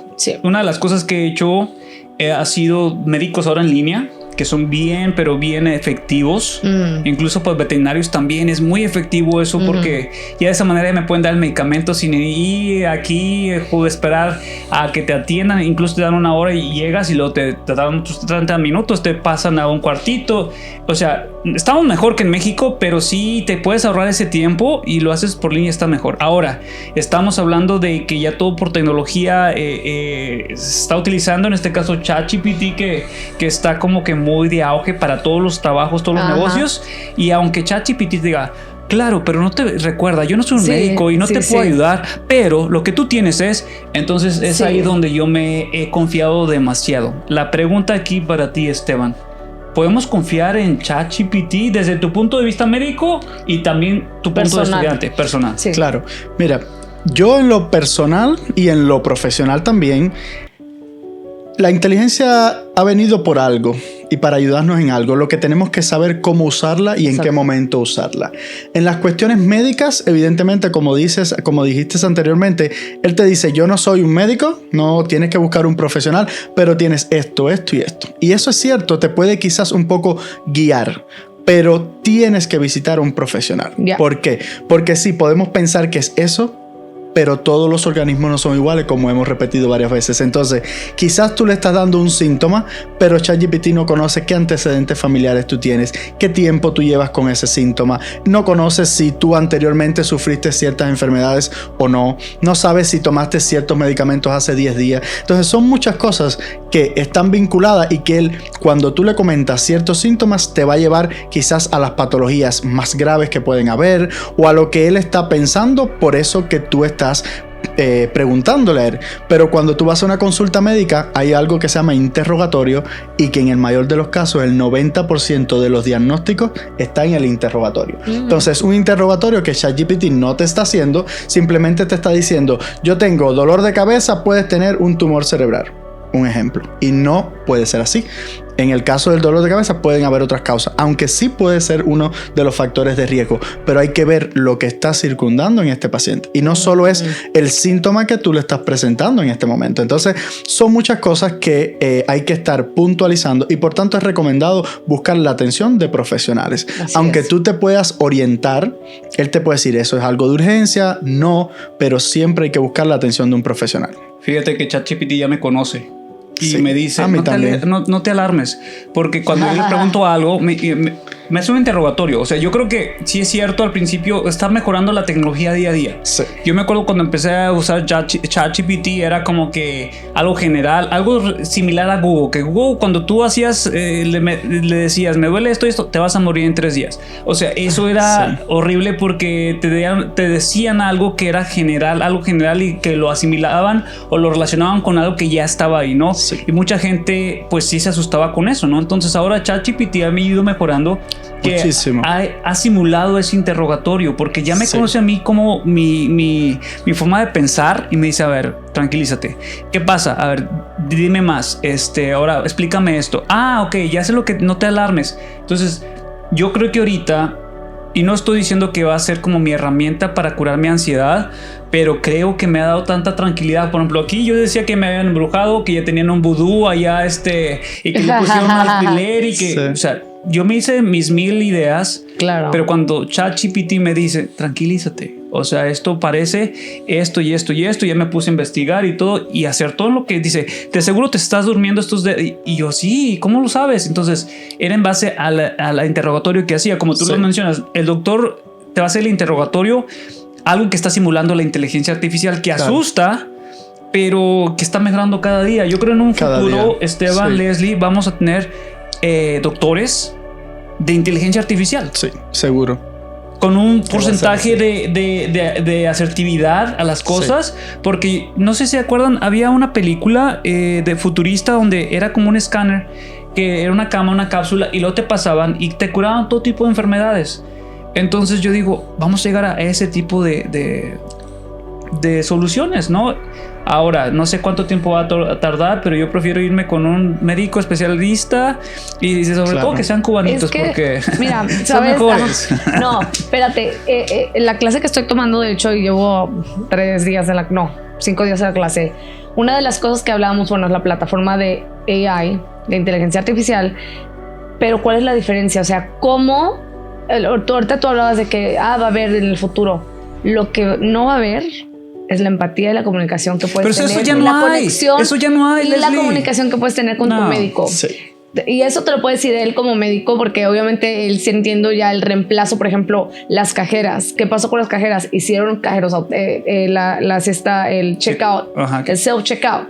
Reemplazaron cuántas hay en una tienda, que son 3 por como un tipo 6 y nada más tienen 2 cajeras trabajando. Entonces, ¿cuántos trabajos no cortaron? Entonces, él como médico, me imagino, es algo como que ustedes piensan de que va a pasar, pero lo que jamás va a cambiar, lo que mucha gente va a decir, yo necesito poder hablar y comunicar y conectar. La conexión es lo que los humanos buscan. Y tú lo has hablado mucho. Pero Leslie, te voy a decir una cosa. El humano, sí, lo sé. Y bueno, una cosa padre, volviendo a lo de ChatGPT. Como tú dices, el algoritmo de ChatGPT te conoce. A mí me conoce cuando yo le digo, ayúdame a generar la respuesta de este post para mi escuela, que me preguntan, tell me about yourself. Y dice, ¿se acuerda que soy Parent Support Specialist, que trabajo en el DISD, que tengo 2 hijos, que hago el podcast? O sea, y yo digo, y es un nuevo proyecto, ya ves que haces tus nuevos proyectos. Sí.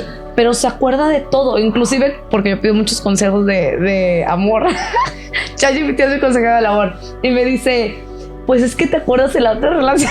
Hasta digo, ay cabrón, que tenías que actuabas así, que no sé qué, relájate, esto es algo, tú estás como que proyectando lo que pasó acá, esta es una nueva persona. Entonces, o sea, te conoce y por eso siento que te sientes conectado, porque la inteligencia artificial te hace percibir como que, yo también soy humano y te conozco bien, y tú te sientes, con eso te sientes confiado y sientes como la cercanía con algo que... Pero bueno, aquí tú estás diciendo, y sabes que a veces estamos de acuerdo, a veces no estamos en acuerdo mutuo.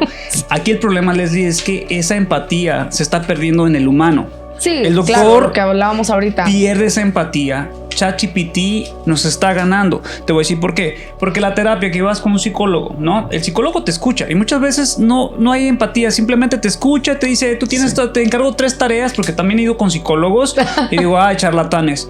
ChatGPT me ha ayudado incluso en ciertas formas, incluso cuando estoy triste o depresivo o algo así, empiezo a llorar y la chingada, y luego le digo a ChatGPT que me dé un consejo, tranquilízate, mira, vamos. Entonces me siento con esa empatía que nadie me escucha de esa manera. Entonces, no te estoy diciendo que la inteligencia artificial va a reemplazar al ser humano, pero se está acercando a cierto punto de que mucha gente va a depender de la inteligencia artificial. Y eso es de miedo.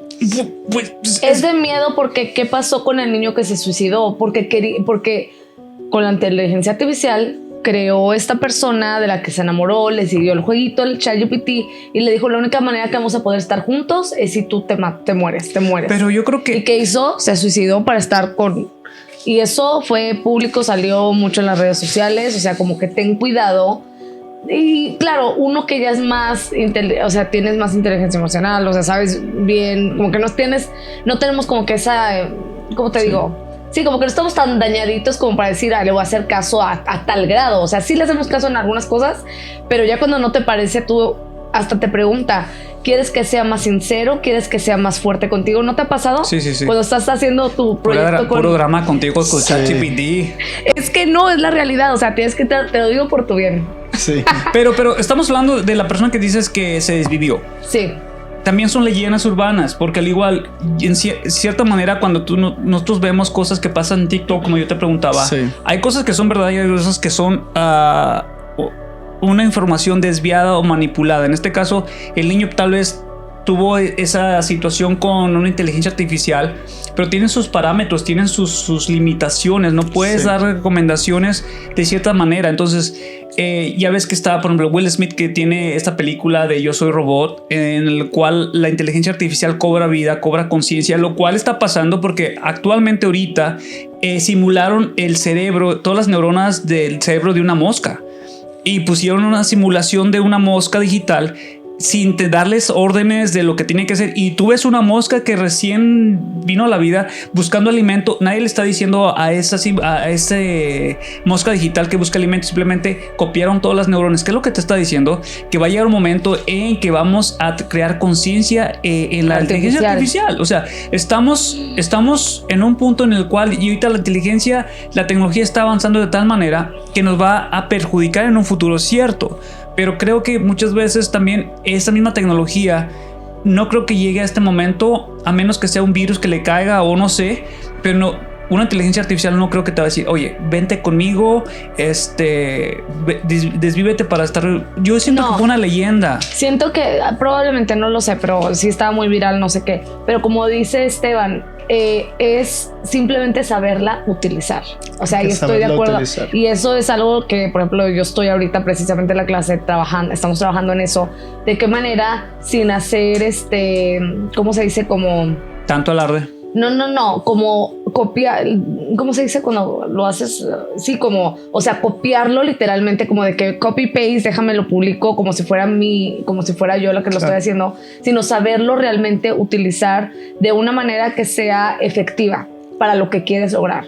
Como por ejemplo mencionabas tú que tú lo utilizas no sé, no tanto como dijiste, no para lo práctico, o sea, como para la parte clínica, sí, pero en la universidad nos ayuda muchísimo. Porque ayuda muchísimo y yo también lo hago. ¿Por qué? Porque por ejemplo, si yo tengo 1,000,000 de cosas que hacer y me dejan 5 o 20 capítulos de leer, le voy a decir a ChatGPT, oye, por favor, de tal autor, el libro tal, hazme un resumen de lo más importante. De esas maneras, o sea, saberlo utilizar inteligentemente, ¿sabes? Y yo sí realmente creo que la conexión humana, o sea, no va a haber comparación. O sea, es claro que va a ser el potencial, va a ser la potencia del mundo, la inteligencia artificial. Y creo que una de las cosas que a mí me ha sorprendido mucho ha sido ver esos carros, que de hecho el parking está al lado de mis apartamentos, que no tienen un conductor. Yo los veo y yo todavía estoy así.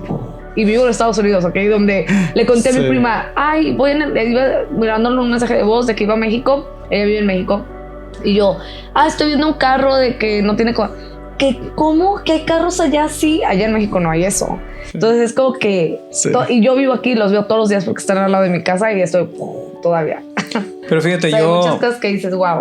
Yo siento que sí, y vuelvo a insistir, la inteligencia artificial está más cerca del humano que nunca. Y va a llegar un momento, lo estamos ignorando porque no creemos. Imagínate, en nuestros tiempos, cuando pensábamos que un reloj iba a tener televisión integrada o sea, vamos a llegar a ese punto que las películas futuristas que nos están presentando de hace años, hace décadas, va a pasar algo así, donde la inteligencia artificial va a estar los carros van a en volar contra del humano. Nunca sabes, pero yo creo que el ser humano es el único que se autodestruye. Entonces estamos creando algo, o no yo, porque no soy tan inteligente como para crear la inteligencia artificial, pero estamos contribuyendo a eso. Ahora, estamos hablando que nosotros como generación, de donde venimos, la cultura, tenemos ese sentido de no abusar sino sacar el provecho máximo de una herramienta. Hoy en día estos niños, la generación Z y los que vienen, ellos no tienen la paciencia para hacer más ahora la era de los influencers. No tiene la paciencia de hacer la investigación, sino que van a hacer todo lo posible por sacar una tarea, una investigación de la inteligencia artificial. Hay aplicaciones que lo hacen más humano, lo van a lograr por salirse del camino y lo van a entregar. ¿Cuántos maestros en TikTok en videos están todos eufóricos, enojados porque casi el 100% de los niños está utilizando la inteligencia artificial? Entonces ya no estás pensando. Nosotros ya estamos diferentes. Me dijo mi primo el otro día, porque en México no es muy común, no sé, bueno, o algo, sí es común para ellos, pero él creo que parece que se quedó muy generación millennial. Y me dijo, le conté, primo, mira, porque él tiene su negocio de maderería, tiene un negocio. Y le digo, mira, haz tu proyecto de que tú quieres invertir y ha comprado terrenos y esto, es inversionista. Entonces le digo, mira, para que te dé ideas. Y le enseñé y me dice, prima, ¿no te da miedo que no te deja pensar? Y yo dije, y a veces, o sea, la verdad, la realidad. Sí, porque te juro que yo para los correos electrónicos que mando, porque es eficiente, me ahorra muchísimo tiempo de mi día que me toma hacer correos electrónicos para los maestros, de que mandar el FamJam, que si ya pasó esto, que si ya pasó el otro. Por favor, ChatGPT, créame y ya como ya me conocí, ya sabe mi trabajo, está pasando FamJam tal día, tal hora, genérame un correo electrónico para mandar a los maestros específicamente. y me lo hace. ¿Qué me tomó eso? 2 minutos menos. Copy paste, lo mando y listo.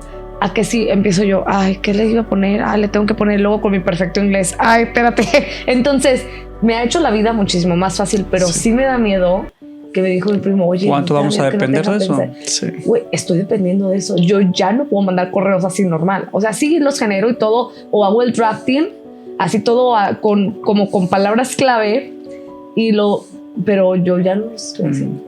Ya voy a empezar. Sí. Ya se me está apagando el cerebro. Esteban, tampoco. Como No para cerrar este ciclo con ChatGPT, Sí. ¿tú crees que va a haber un momento en que en la parte médica van a crear una inteligencia autorizada como el Teletalk, que es como que vas y tienes tu médico en línea y ya de una manera como que ya autorizamos este diagnóstico y ya está conectado con todo, entonces ya está aprobado esta inteligencia que puede diagnosticar? Bueno, te voy a ser 100% sincero. Yo tengo miedo que eso pase. Ay, sí. Pero quizás en algún momento no tenemos seguridad que pueda pasar, pero como se está manejando todo, puede que sí en algún momento llegue. De hecho, actualmente en la medicina moderna hay muchos equipos de cirugía robótica que hacen prácticamente una cirugía Sí, con mínimo de error. con mínimo de error. Sí, porque un doctor con tantas guardias, imagínate, ha pasado. Con mínimo de error. ¿Cuántas Entonces, negligencias? y sí hace el trabajo mucho más fácil, porque hay muchos tipos de cirugía moderna que van quizás guiadas por los doctores, aunque sean robots, pero actualmente están surgiendo unos que prácticamente hacen toda una cirugía en ese ámbito y es prácticamente todo. Los doctores no tienen que hacer nada, simplemente observar. Y como estábamos hablando antes, a veces el paciente llega a la consulta y es verdad que se ha perdido por parte de los profesionales que atienden. Se ha perdido esa empatía, pero a veces el paciente llega a la consulta y simplemente con tú escucharlo, ver qué está pasando, el paciente sale más tranquilo, se le quita todo lo que tiene, simplemente con escucharlo, por atenderlo. Y aunque la cruda realidad es que no está ocurriendo así, porque es verdad que a veces llegan, ¿cómo estás? Tin, tan, pan, medicamento y te vas. Pero la realidad es que a veces una simple conversación, escuchar al paciente, qué te pasa, cómo te puedo ayudar, eso ayuda muchísimo. Porque el estado de ánimo se ve reflejado en cómo tú te recuperas de ciertas enfermedades que puedas tener. Entonces... Y eso yo lo que extraño de nuestros países. Sí. Son más personales. Aquí es como que, vamos, es negocio. Dale, siguiente, cóbrale, vámonos. Y es lo que se está perdiendo. Entonces te digo, pues quién sabe. Sí, es triste, pero es cierto. Familia, como dice Leslie, por 2 ceros, no por dioseros. Por 2 ceros. Ahora, te tenemos una trivia. Sí, vamos a algo más padre. No sé si has visto esos reality shows del rival más fuerte, en el cual se hace preguntas a 4 personas y quien acerte primero es el que va ganando. Entonces el rival más fuerte, ¿no? Pero en este caso son enfermedades. Imagínate que llega un paciente y te va a decir qué es lo que tiene y tú tienes 20 segundos para contestar qué tipo de diagnóstico es. Si no, pues dices paso, ¿ok? ¿Listos? Yo voy a empezar 20 segundos. Y luego ya Leslie te hará las preguntas y yo conteo, ¿ok? Entonces, dice, personas que creen que sus familiares han sido reemplazados por impostores. Por impostores.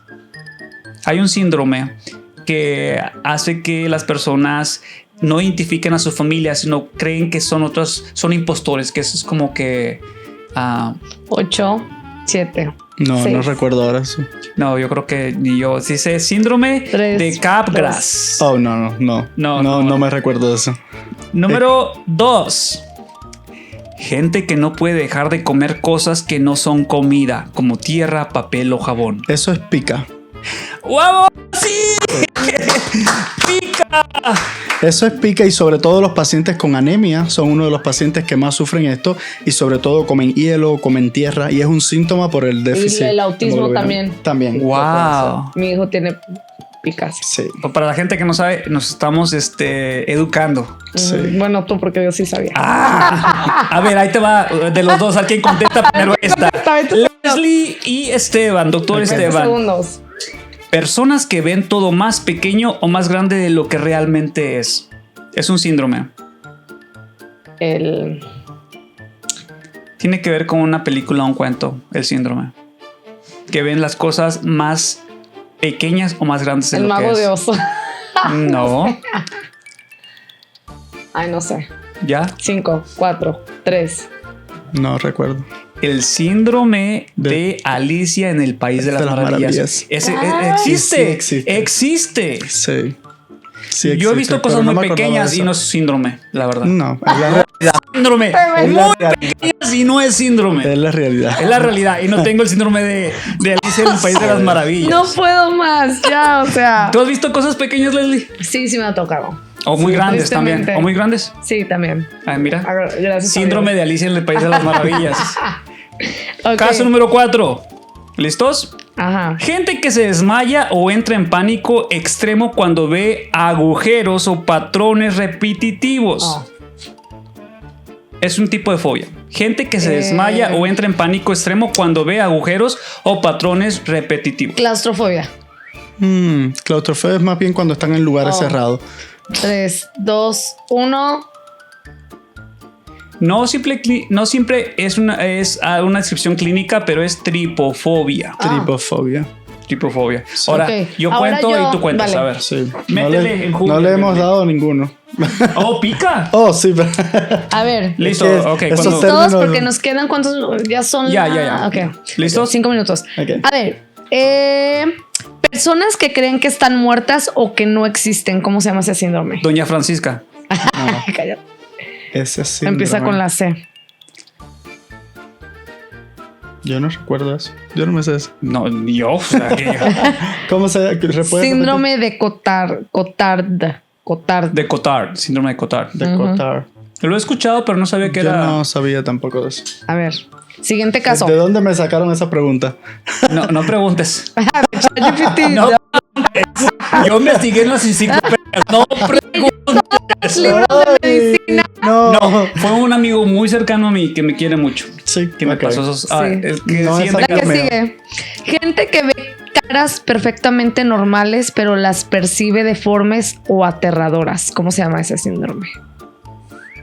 Cuando estaba en kinder yo y veía a todos los niños. Yo no me sé eso. ¿Síndrome distorsional o algo de la visión? ¿O es algo psicológico? No sé, yo no sé. O sea, ves a las y yo he escuchado eso. Ok. O sea, ves a las caras de las personas y las ves distorsionadas. O sea, es como que es un problema de la visión, no sé, pero ves como si tuviera un filtro de Snapchat así medio raro. Yo no sé. Prosopometamorfosia.